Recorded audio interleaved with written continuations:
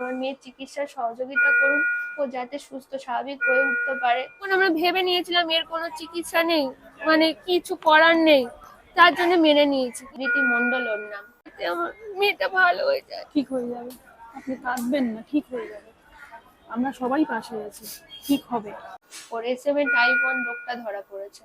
তো তার কারণেই ওর যে মাসেলটা এতটা উইক হয়ে আছে যে নিজে নিজে নিঃশ্বাস পর্যন্ত নিতে পারছে না।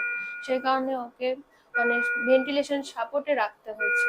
তো সারা ভারতবাসীর কাছে আমার আবেদন বা অনুরোধ বলতে পারেন, মানে ওকে যত তাড়াতাড়ি সম্ভব ওর চিকিৎসাটা করাতে হবে। তো সেই কারণে বলছি, আপনারা যে যেখান থেকে দেখছেন আমার মেয়ের চিকিৎসার সহযোগিতা করুন, ও যাতে সুস্থ স্বাভাবিক হয়ে উঠতে পারে। এইটুকুনি আমার কামনা। অলরেডি 1 মাস ধরে ভেন্টিলেশনে রয়েছে। তো সেই কারণে একটা বাচ্চা ভেন্টিলেশনে কতদিন থাকতে পারে?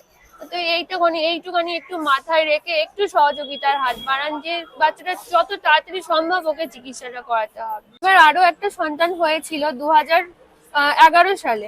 হ্যাঁ, তারও একটা সেম কন্ডিশন হয়েছিল। তো তখন এই SMA নিয়ে এত ডাক্তারদের মধ্যেও এত আলোচনা ছিল না, এত বিশ্লেষণ ছিল না।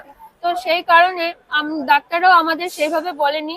ডাক্তাররা তখন বলেছিল যে লাখে, দুর্ভাগ্যবশত লাখে একটা হয়।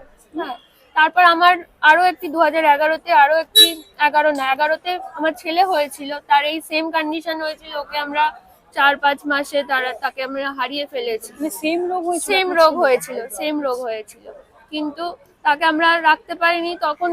তখন আমরা ভেবে নিয়েছিলাম এর কোনো চিকিৎসা নেই, কিছু করার নেই, তার জন্য মেনে নিয়েছি। কিন্তু এখন বর্তমানে এর ওষুধ রয়েছে।